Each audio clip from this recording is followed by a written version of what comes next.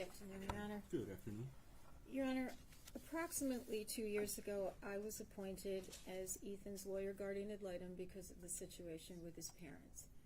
I have been in a unique situation in the sense that I have gotten to know him as an individual from that day forward. Unfortunately, everyone, or almost everyone here, only knows him from the incident backwards. And we've heard some, he's a monster, he's trash. I have to tell you that he is a life. He is a human being. He is a person.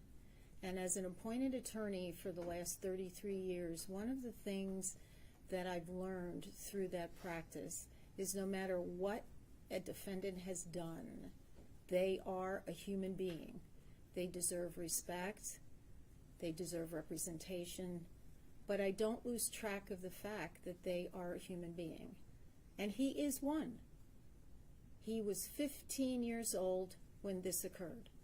I don't believe anyone on the defense side, including Ethan, has diminished the act that he did. No one. He has never diminished that. He chose to plead, and here we are for sentencing. He did not want anyone to have to go through any more than they have to. But he is not the same person that he was then. I have discovered that he is a bright young man. He is an artist. He is an historian. And there have been days where I have been oblivious of the fact that I have sat in the little cell in I Block for 3 hours just talking to him. As the court knows, the jail is not designed for juveniles, so it's a very isolating experience. And so my role was more to keep him company, to not have him feel so isolated, to make sure that the needs he has, as every other individual who is housed at the Oakland County Jail has, and that they are being met. But his life is salvageable. His life is rehabilitatable. There was a book that I know was referenced during these proceedings, and I believe in the parents' proceeding as well. And it is written by Gillian Peterson and James Densley, both PhDs. And the book, the title is The Violence Project. And there was an interesting few sentences in there that struck me when I read it. They equated someone in crisis like a balloon full to bursting. When a balloon is inflated and stress or tension is applied, stretching the body over the air, the bigger the balloon gets, the more likely it is to pop. A fully inflated balloon becomes so fragile that it must be handled carefully or it will break. Prosecutor McDonald said there was a lot of failures here. It doesn't diminish what he did, but there were a lot of failures that someone could have deflated that balloon a bit that could have potentially prevented this incident of occurring and us being here today facing the decision that you have to make. But to me, his life is worth salvaging. His life is worth rehabilitating. And as I know the court knows, all the lawyers in this room knows, that you have to fashion a sentence that is punishment, deterrence, protection, retribution, and rehabilitation. And if you look at him as a human being who is salvageable, who is rehabilitatable, then life in prison without parole is not the appropriate sentence. I have always been impacted by Brian Stevenson, who is the author of Just Mercy, A Story of Justice and Redemption, when he says, each of us is more than the worst thing that we have ever done. And I know everybody who spoke today probably cannot see that in Ethan, but his life is worth more than the worst thing he did, and what he did is probably the worst thing that anybody could do on the face of the earth. But I care about him. I know his team cares about him. and his life is worth not life in prison without parole, but is worth the term of years. And I ask you to sentence him to a term of years. Thank you. Thank you, Ms. McKelvey. Ms. Lofton? Ms. Hopp will go next. Thank you. Very briefly, Ms. Hopp, because I know that you all, I don't want your arguments to overlap, and so I'll listen to arguments, but go ahead, Ms. Hopp. Good afternoon, Your Honor. Good afternoon. My purpose in speaking today is to address two specific issues. First is the issue of making bombs for Hitler. I first became aware of this book because of media reports. As recently as Your Honor's opinion has mentioned this book because it was Ethan's favorite book. This book is published by Scholastic Publications, which, as Your Honor probably knows, and many people in this room do know, Scholastic is an organization, a company that specifically provides books to schools. They provide them to students in schools through those little newsprint flyers that come home once a month, once every other month, for parents to buy books for their children. They run book fairs in schools. They provide opportunities for teachers to buy their books to have in the classrooms. This book is about 200 pages. I've read it twice now. The age group that this book is geared toward is 9 to 12 years old. This is not, despite the title, and that's kind of why I'm addressing this book, it's not a pro-Hitler, pro-Nazi book. It's not a how-to on how to make bombs or anything of that sort. What this is a book based on the real-life stories of, in this particular case, a Ukrainian person who during World War II was kidnapped at the age of 9 and enslaved by the Nazis.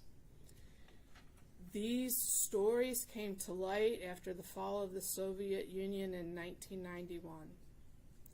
Ethan loves history. This book is about the 9-year-old main character who once was kidnapped, was thought of as a useless person because of her age by the Nazis who took her. She went on to arrive at the first work camp where she was enslaved, to be treated as, referred to, and called as subhuman solely because of her ethnicity, being Eastern European. It follows her as she worked in the very brutal slave labor camps, as first in the laundry, then because of her, and I use quotes for these, deft tiny hands, attention to detail, and patience, was moved to the metalworks building of that work camp. At the metalworks building of that camp, they prepared the bombs that the Nazis used. Her specific job was to load those metal bombs with gunpowder. She and the 5 other girls, because they were all maybe 15, 13, 11, 9 years old, came up with the idea of replacing the gunpowder with the dirt around their work facility in order to purposely sabotage the bombs of the Nazis, because they were anti-Nazis. They were hoping for the day when the Allies would free them not only from Hitler, but from Stalin and his force or influence over the Ukrainian citizens. This is one book in a set of 3, each from a different perspective. This particular young lady had a younger sister whose life was very different. At the end, when the war was over, this book, as well as the second book, who's about a friend of hers from the camps, talk about going from camp to camp, looking to reunite families, and how they did that with messages. It also indicates that they weren't able to successfully return to their country of Ukraine or Russia, because under Russian law, at that point, Stalin considered them Nazis because they had worked in these enforced, enslaved labor camps. It's actually a very captivating series, and even as an adult, I enjoyed it. And I'll disclose I have a major in history, so history is also close to my heart. I can definitely see why, as somebody who enjoys history, Ethan would have liked this book. And again, because the title is so misleading about the contents of the book, I thought that was important to bring to the court's attention. Secondly, and I'm not going to detail or go over again the testimony of Dr. Romanowski from the Miller hearing, but I do want to talk about our prison system very briefly. The goal of our prison system is punishment and rehabilitation, and we know that because there are cells with doors that lock, but there are also programs. There are education opportunities, employment skills programs, job training programs, counseling programs, and even programs geared toward re-entry into society. There is a parole system, which Dr. Romanowski talked about, and I want to fill in a couple of blanks there. If given a term of years, which I am asking the court to do, Ethan would be eligible at the minimum number of years for parole. There is a board that would review his eligibility. Part of what they look at is a worksheet that includes all of the crimes he's committed, all of the programming he's participated in, and the extent to which he participated. It takes into account tickets and discipline that he incurred, if any, in the system, his mental health, and they also calculate the statistical risk of reoffending. This is all brought down to a number which tells them what risk Ethan or any other defendant in the prison system has of reoffending, low, medium, or high, and that's part of the basis of the parole board's decision. The other part depends on input from the prosecutor's office, input from victims and victims' families, an interview with the defendant, him or herself. The decisions of the parole board at one time used to be appealable. If parole is denied, the inmate can no longer appeal that decision. If parole is granted, however, the prosecutor's office has the opportunity to appeal that decision. The parole board is a specific group of individuals with expertise in parole. If a defendant or if Ethan has not been rehabilitated, parole is denied.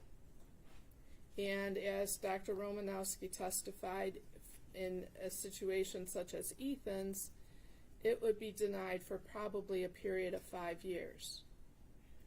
There could be a situation where, depending on Ethan's participation, that he may be eligible for parole within the lower numbers if he were given a term of years. It could also be a situation where, depending on the parole board, he would not until he hit the maximum period sentence under a term of years. Considering the period that is currently under law, 60 years, plus the 2 years he would have to do as a felon using a firearm in the commission of the felony, he could be in prison for 62 years under the term of years Your Honor has as an opportunity or an option to impose today. That would put him at around age 77. So even a term of years is a very, very lengthy sentence and may likely be a life sentence. But what it does do is give Ethan the opportunity to demonstrate to everyone that he can be rehabilitated, that he is redeemable, and that he can make amends and contribute in a positive way to society upon his release. I join the comments made by Ms. McKelvey, as well as I'm sure those that Ms. Lofton will make. The Ethan I met 2 years ago is not the Ethan that sits here today for sentencing. He has made remarkable progress in addressing his issues. That's not to say he doesn't have a ways to go, because he does. But that's to say he's demonstrated that he can change himself for the better. And for those reasons, I ask Your Honor to consider a term of years as opposed to life without parole. Thank you, Ms. Lofton. Your Honor, nothing that I discuss is meant to be an attempt to take away from the pain and loss that we just heard about. The pain is palpable, it is real, and I don't mean to invalidate that with my comments.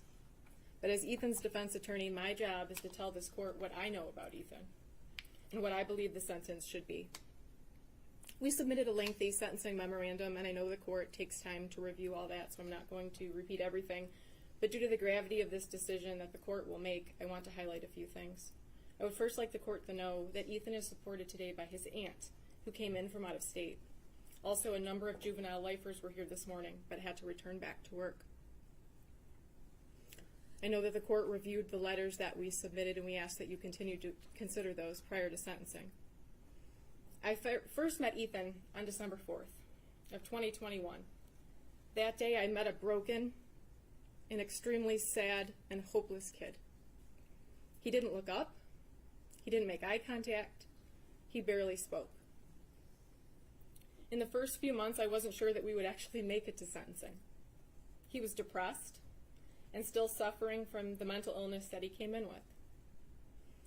After being arrested, he never saw the news or social media or the vigils that were held. He committed these acts and then was locked in a vacuum. When we had the initial placement hearing, it was the first time that he experienced the anger of his community and the pain that he caused. He did not take that lightly. Over the last 2 years, I have watched him go through all of the stages of grief. Ethan has never bragged about what he did. Ethan dreaded in court hearings because, unlike what has been said about him and what he wrote in that journal, he doesn't like attention. After being on medication and seeing a psychiatrist for 2 years, after having upwards of 175 visits with me, visits from Ms. Hopp and Ms. McKelvey, after talking to his aunt weekly, reading the Bible, reading novels, and spending so much time in solitary confinement, he is a different person. He has already made so many changes, and he is remorseful. He has been able to keep out the dark voices and thoughts.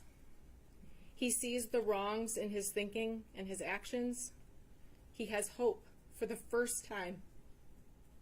He tries to be better every single day, and I am confident that he will continue to do that in the Michigan Department of Corrections, whatever your Honor's sentence may be. At the Miller hearing, the prosecutor introduced internet searches that Ethan made concerning punishment in Michigan. They also showed parts of his journal where he talks about a life in prison. Just because Ethan looked up what a life sentence is or what the punishment is for killing people does not mean that is the appropriate sentence under the law and under the facts that we are operating with. Would a healthy 15-year-old be okay with going to jail and prison for the rest of their life? Absolutely not. The fact that he even researched what his sentence could be and then still went forward with his actions only further shows how depressed and mentally ill he truly was. I want to talk a little bit about the journal. When you read Ethan's journal and you compare it to the notes from Dr. Anaker that we attached in our sentencing memorandum or the report of Dr. King, it sounds like a completely different person. And after meeting with Ethan for over 2 years, I now understand that the journal was the worst of the worst. It was an exaggeration of his thoughts. It was a place where he could say anything and there was no judgment. It was a sounding board without reverberation. He could make himself sound scary. He could make himself out to be a person that would be remembered. How do we know this to be true? We can look at the internet searches leading up to November 30th. We can also look at the step-by-step description of what was going on in his head that he gave Dr. Anaker. A few examples of the searches within a week or two of November 30th. Should you do something that scares you? What happens if you have depression and anxiety? What causes mental illness? Can you get in trouble for not doing homework? Am I a sociopath? Can hormones make you have bad thoughts? How to tell your doctor that you have depression? Can a therapist tell your parents? How to tell your parents you have depression? He was still trying to figure out what was going on with him. He acknowledged that something wasn't right, but he did not have the support or the connections with adults that could help him. So while just reading the journal and listening to his video the night before could leave you with the impression that this was a master plan that had been crafted for weeks without hesitation, I don't think the other evidence supports that. He struggled with his actions until the moment he came out of that bathroom. I want to touch briefly on the guidepost report, and I have never said that that report diminishes Ethan's culpability. Ethan pled guilty, not even no contest, and wanted to move directly to sentencing. Dr. Colin King, in his detailed report and while testifying, discussed implicit bias as a reason that the school acted in such a manner when dealing with Ethan. He came to this conclusion because nothing made sense about Ethan being sent back to class. We obviously, at the time of the Miller hearing, we were not privy to the inner workings of the district. But the guidepost evaluation and report goes so much deeper than the rationale of implicit bias. The report says the school failed Ethan. The report found that the school should have conducted both a threat assessment and a suicide intervention assessment in light of Ethan's conduct, and he should not have been sent back to class. The report says they had a student with recent mental health concerns raised by a teacher who previously had mostly flown under the radar at a big school with poor grades, fair attendance, and no serious discipline history. A student who now on back-to-back occasions violates school policy, first by viewing bullets, and then by watching a video of a guy gunning people down. That raises a serious red flag, It's not a close call. Ethan's concerning behaviors and statements at the very least might suggest physical violence or a threatening situation. So why is this relevant in this case and at this stage? Again, this report is not offered as an excuse or justification. This report is not offered to minimize the gravity, but we argue that this report, combined with the other things that we have mentioned, should persuade this court to a sentence of a term of years.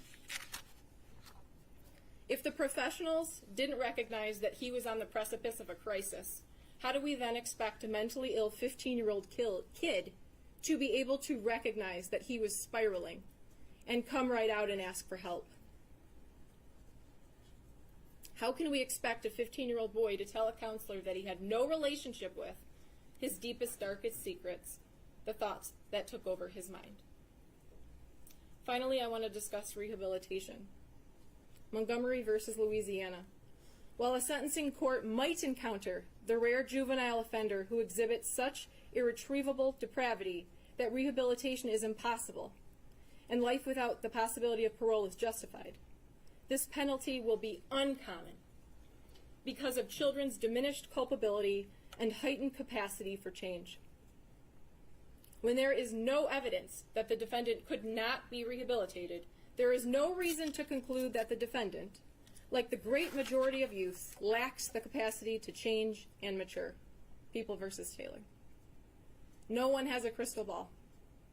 And while it's impossible to say that Ethan will be able to be rehabilitated and be a productive member of society worthy of release, it will not be impossible to make that determination with decades of daily records of his behavior and human interaction. The parole board can evaluate everything that you do not have at this point to determine if he is rehabilitated. If you give Ethan a term of years, he will have to prove himself every single day. In my sentencing memorandum, I attached triumph reports from SATO that highlighted a number of juvenile lifers that were released under Miller. I also attached a number of letters from those same individuals who are supporting Ethan. In each of those cases, 20 to 30 years ago, a judge told them that they couldn't change, that they were irreparably corrupt, and they were wrong. Many of those individuals had no idea that the law would ever change or that they would get another chance to be released into society. Even knowing that, they did good things in prison. They took classes. They stayed out of trouble. They became better people. And when the laws changed and the court found that they could be released, they became productive members of society. Rehabilitation is possible, and those people are living proof.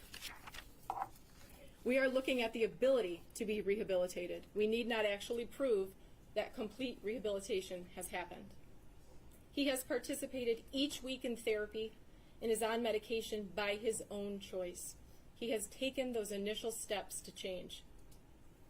Ethan Crumbley is not the rare juvenile offender who exhibits such irretrievable depravity that rehabilitation is impossible and life without parole is justified.